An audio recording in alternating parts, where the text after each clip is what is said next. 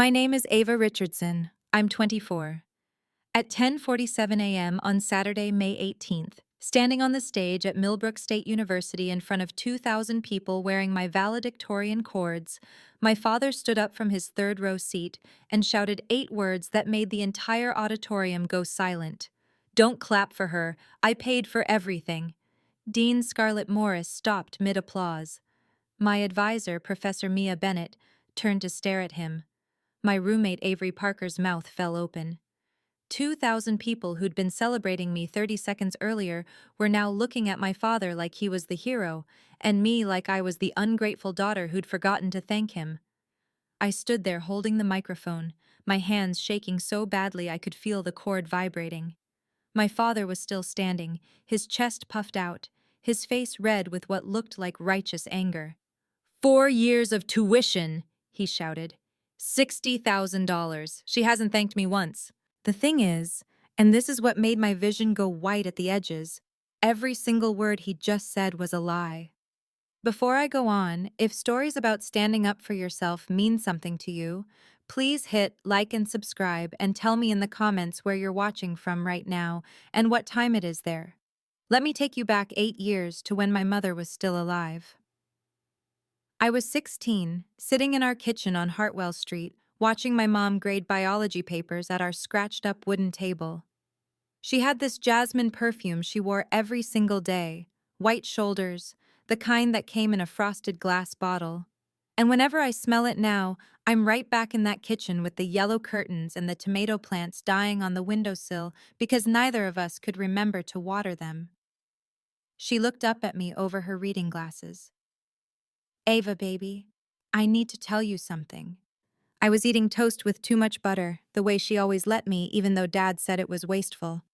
"What?" "I applied for a scholarship for you, the Peyton Scholars Award. It's for children of public school teachers who want to study STEM fields." She folded her hands on top of the biology test she'd been grading. Some kid had drawn a smiley face on a cell diagram. "It covers full tuition, and it includes living stipends. 15,000 a year for 4 years if you keep your GPA above 3.5. "Mom, I haven't even applied to college yet." "I know." She smiled, and there was something sad in it that I didn't understand then. But I wanted to make sure it was ready, just in case. 3 months later, she was diagnosed with stage 4 lung cancer. She'd never smoked a day in her life. She died on October 3, 2018, at 6:14 a.m., in a hospice room that smelled like disinfectant and old flowers.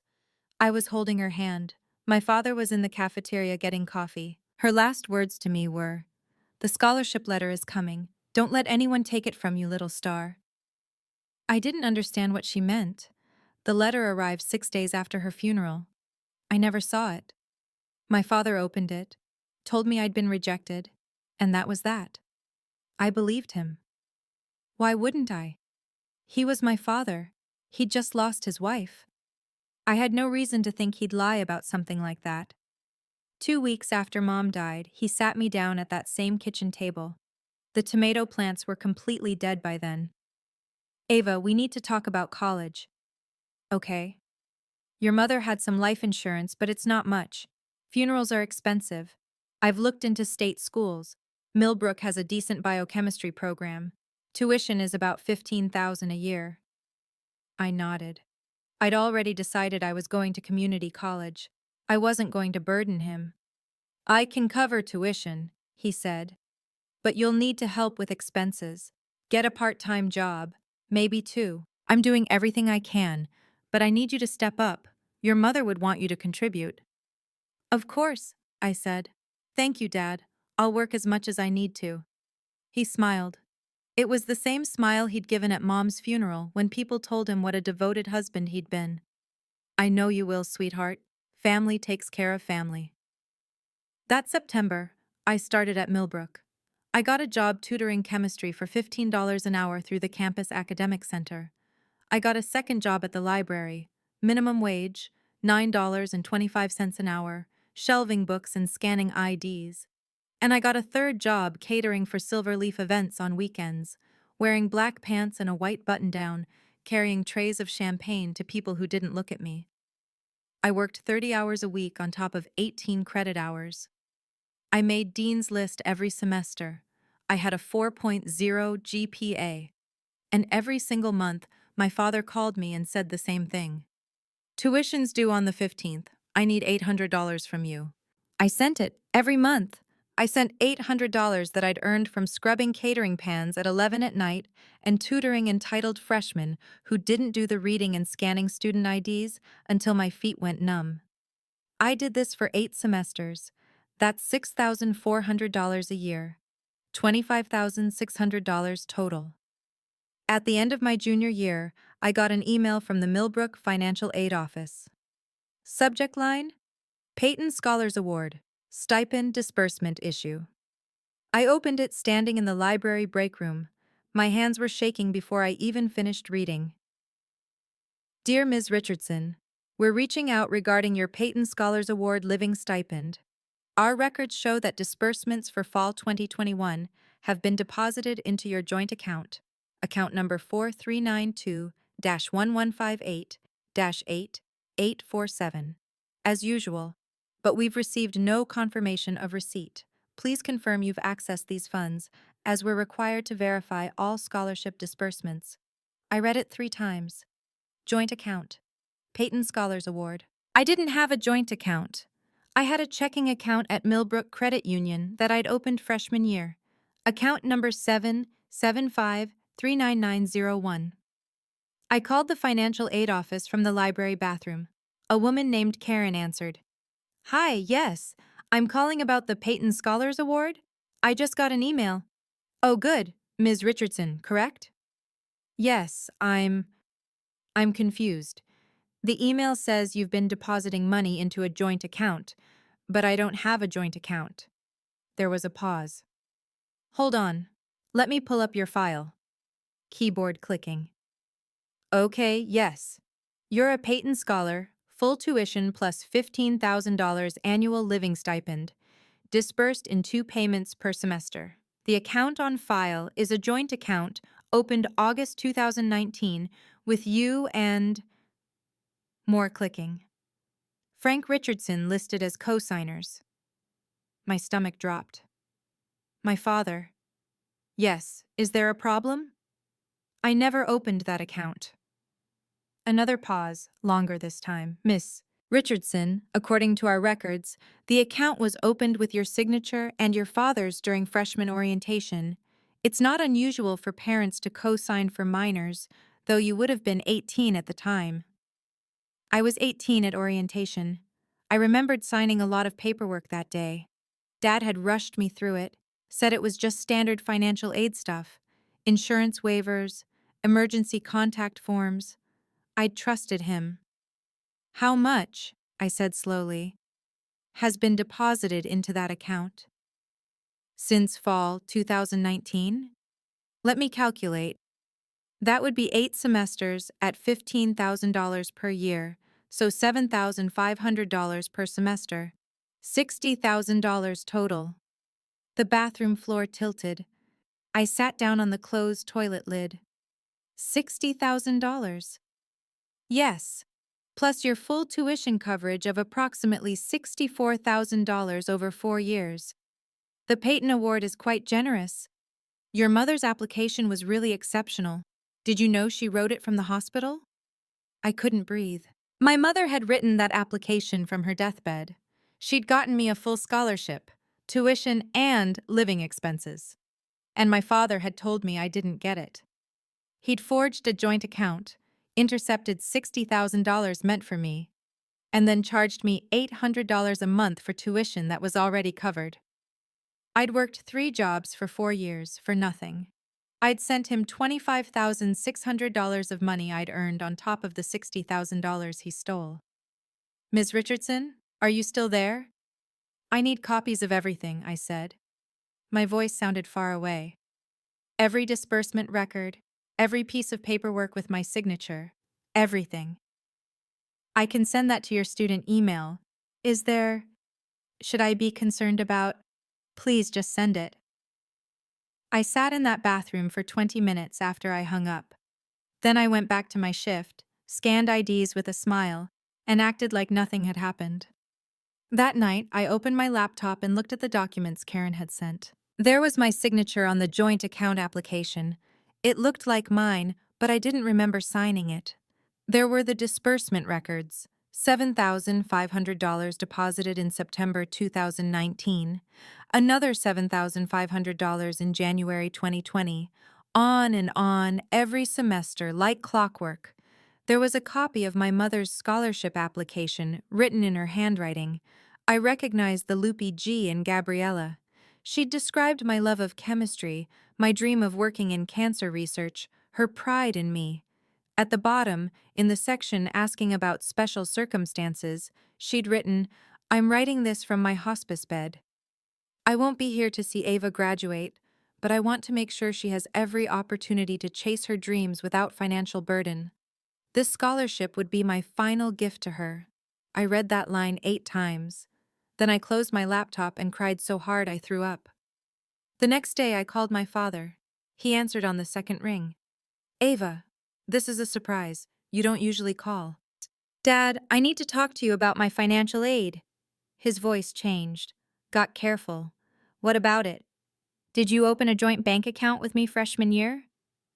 Silence. Then, "Yes, for your scholarship. You needed an account for the disbursements. Why didn't you tell me about the scholarship?" "What are you talking about? I told you about the loans we needed." "Not loans, Dad. The Peyton Scholars Award. The one Mom applied for. The one that covers full tuition and gives me $15,000 a year for living expenses." Another silence, and I could hear him recalibrating. "Ava, sweetheart, you're confused. That scholarship, it's not. The money goes toward your tuition. It doesn't fully cover." I called the financial aid office. "The scholarship covers every cent of tuition. The $15,000 per year is for living expenses. It's been deposited into an account I didn't know existed for 4 years." "You signed the paperwork."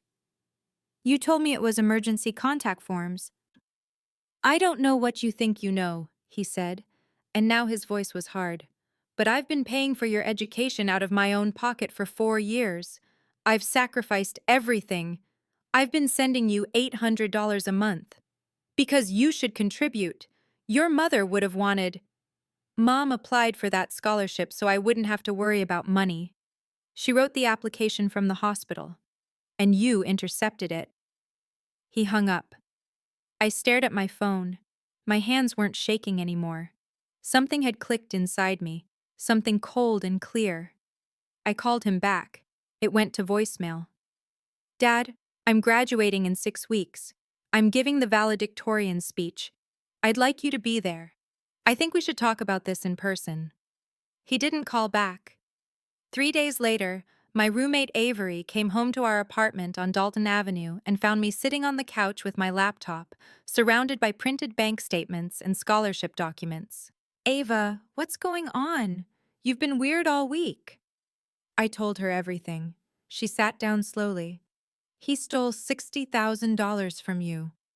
And I gave him another $25,600 on top of it. Ava, you need to report this. That's fraud. He's my father. He's a thief." I didn't say anything. I was looking at the printed copy of my mother's application, the one where she called me her little star. "Are you going to confront him?" Avery asked. "At graduation," I said, "in front of everyone." She looked at me like I'd lost my mind. "That's insane. He's been telling everyone he paid for my degree, all our relatives, his coworkers. Everyone at Mom's funeral came up to me and said, 'Your father's such a devoted man, sacrificing so much for your education. He's been taking credit for 4 years. I want everyone to hear the truth. What if he denies it? I have the documents. What if no one believes you?'" I didn't have an answer for that. The next 4 weeks were the longest of my life. I finished my final exams, straight A's of course, because I couldn't afford not to. I worked my last shifts at the library and the tutoring center and Silverleaf events. I wrote my valedictorian speech with Professor Bennett's help, though I didn't tell her what I was really planning. My father didn't call. didn't text, didn't respond to my voicemail. 1 week before graduation, I got a letter in the mail. No return address. I opened it standing in the apartment mailroom, and a key fell out. The letter was 1 page, handwritten on stationery with little printed stars in the corners. My dearest little star, if you're reading this, then I'm gone, and your father is doing exactly what I knew he would do. I'm so sorry I couldn't protect you while I was alive. Frank was a good man once, but grief changes people. And I saw the way he looked at bills, at my paycheck, at my life insurance papers when he thought I was asleep. I wrote the Peyton scholarship application because I knew he wouldn't let you have it if he could take it himself. I hoped I was wrong. I'm sorry I wasn't. The key in this envelope is for a safe deposit box at Millbrook Credit Union, box number 247. Inside, you'll find the original scholarship acceptance letter sent to our home address. He never showed it to you. Copies of every disbursement record I requested before I died.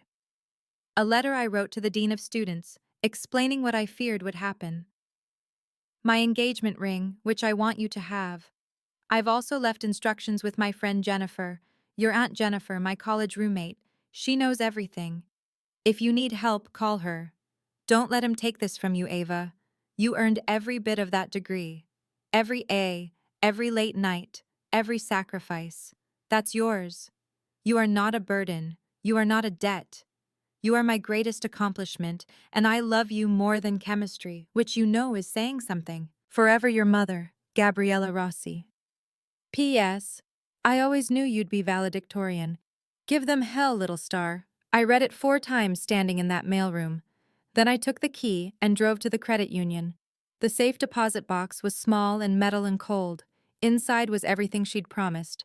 The scholarship letter, addressed to me, dated September 2018, 1 month before she died.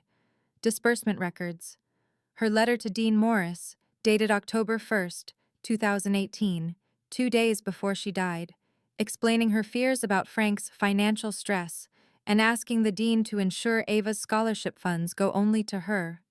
And her ring, a simple gold band with 3 small diamonds.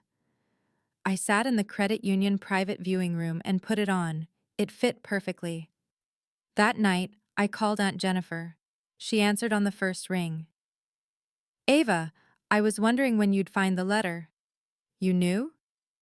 Your mother asked me to mail it to you 1 week before graduation. She said you'd need time to decide what to do, but not so much time that you'd talk yourself out of it. Jennifer's voice cracked. She knew, honey. She knew exactly what he'd do. Why didn't you tell me? Because she asked me not to. She said you needed to figure it out yourself first, so you'd know it wasn't just me stirring up trouble. She said Frank would call me a liar if I came forward first, and she was right. He already thinks I hated him. What do I do? What do you want to do? I looked at the ring on my finger, at my mother's handwriting on the letter. I want everyone to know the truth. Then tell them. Graduation day was clear and bright, 73 degrees at 9:30 a.m., when I arrived at Cromwell Auditorium in my black robe with the gold valedictorian cords. Avery helped me pin my Honor Society stoles. I had 4 of them. Professor Bennett gave me a hug. You ready for this? Yes. Dean Morris was backstage going over the program. When she saw me, she smiled. Ava, your speech is in the folder, but I trust you know it by heart. I do. I paused. Dean Morris, did my mother ever write you a letter? Her smile faded. Yes. October 2018. I've kept it in my files. I was hoping I'd never need to use it. I think you're going to need it today. She studied me for a long moment. Then she nodded. I'll be ready. The ceremony started at 10 a.m. The auditorium was packed. 2,000 people, families and friends and faculty in dark suits and bright dresses. I saw my father in the 3rd row wearing a navy suit I'd never seen before. He looked proud. I sat on stage with the other honors students and waited. Dean Morris gave her welcome speech. The provost talked about resilience. A guest speaker from the biotech industry, Dr. Caroline Mendez from Apex Genomics, talked about the future of medicine. I'd already accepted a research associate position at her lab starting in July. Salary, $68,000 a year. Then it was time for student speeches. The salutatorian went first, a nervous guy named Marcus who talked about friendship and growth. Everyone clapped politely. Then Dean Morris said, "And now our valedictorian, graduating summa cum laude with a 4.0 GPA in biochemistry, Ava Richardson." The applause was huge. I walked to the podium, my mother's ring on my finger, the letter folded in my robe pocket. I looked out at 2,000 faces, found my father in the third row. He was smiling, chest puffed out. "Thank you," I said into the microphone. "My name is Ava Richardson, and I'm honored to stand here today." More applause. 4 years ago, I came to Millbrook with a dream and a backpack and a job tutoring chemistry for $15 an hour. Over the past 4 years, I've worked 3 jobs concurrently: tutoring, library clerk, and catering for Silver Leaf events. I've worked 30 hours a week on top of a full course load, and I've maintained a 4.0 GPA every single semester. Applause again. I saw Professor Bennett smiling. I did this because I was told I had to. I was told that my mother's death left us in financial hardship, and that I needed to contribute $800 a month to cover my tuition. I sent that money every month for 8 semesters. That's $25,600. The applause died down. People were starting to look confused. My father was still smiling, but his eyes had gone flat. 3 months ago, I received an email from the financial aid office asking me to confirm receipt of my Peyton Scholars Award living stipend.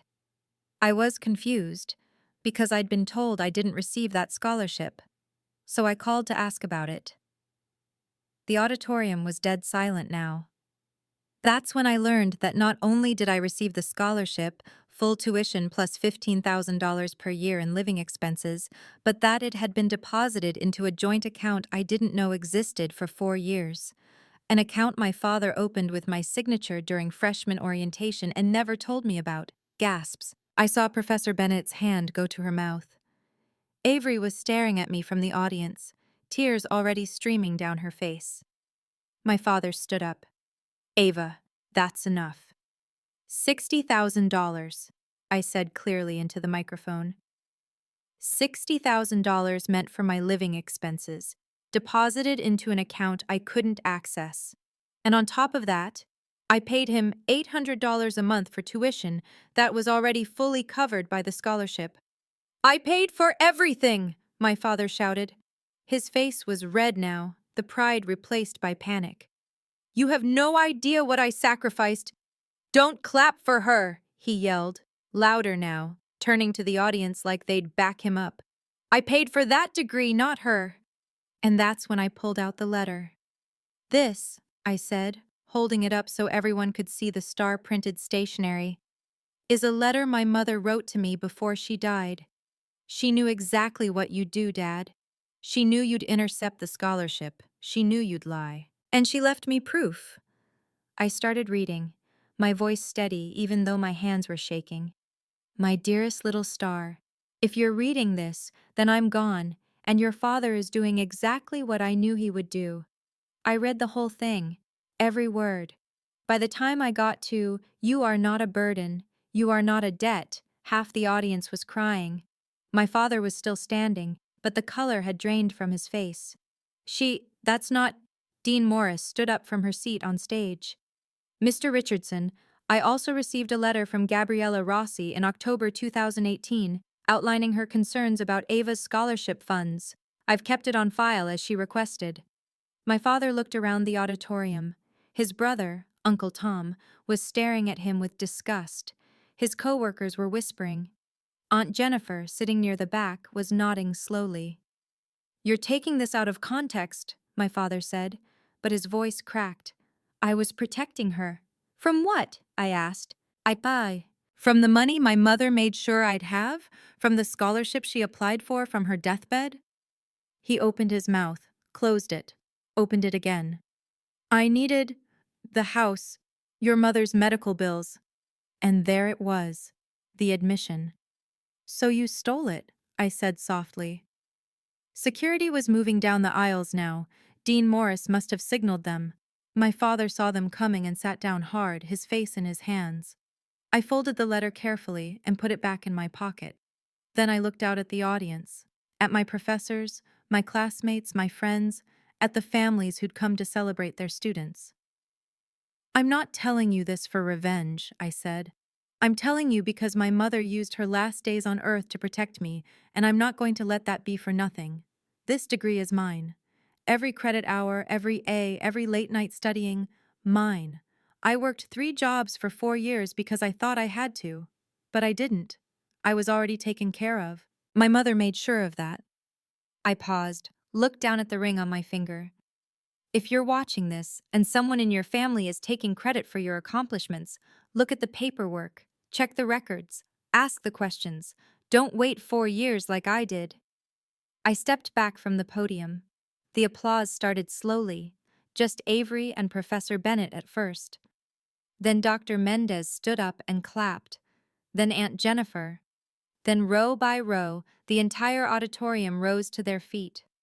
My father sat with his head down, security officers standing on either side of his row, not touching him yet, but making it clear he wasn't leaving until they said so. Dean Morris announced a brief recess. I went backstage, and Professor Bennett wrapped me in a hug so tight I couldn't breathe. Your mother would be so proud. I know. 10 minutes later, we resumed. They called my name again. Ava Richardson, Bachelor of Science in Biochemistry, summa cum laude, and I walked across that stage and took my diploma from Dean Morris. She leaned in as she handed it to me and whispered, "We'll make sure this is handled appropriately." I looked out at the audience. My father's seat was empty. Security had escorted him out. I held up my diploma, looked at the spot where my mother should have been sitting, and mouthed, "Thank you, little star." The rest of graduation passed in a blur. Photos with Avery and Professor Bennett. Congratulations from classmates I barely knew. Dr. Mendez found me afterward and said, "That took guts. We're lucky to have you joining the team." Aunt Jennifer pulled me aside near the parking lot. "Your mother would be so damn proud. And so am I." What happens now? Dean Morris told me they're launching a formal investigation into the scholarship disbursements. The university's legal team is involved. As for your father, she shook her head. That's up to you, honey. You can file a police report for fraud and theft. You can sue him civilly. Or you can walk away and let the university handle it. I don't know. You don't have to decide today. I didn't file a police report. I didn't sue. I let the university's investigation run its course. And 2 months later, they required my father to repay the $60,000 in misappropriated funds or face criminal charges. He sold the house on Hartwell Street, the one I grew up in, the one with the yellow curtains and the dead tomato plants, to cover it. I didn't go to the sale. I didn't want the house. It wasn't mine anymore.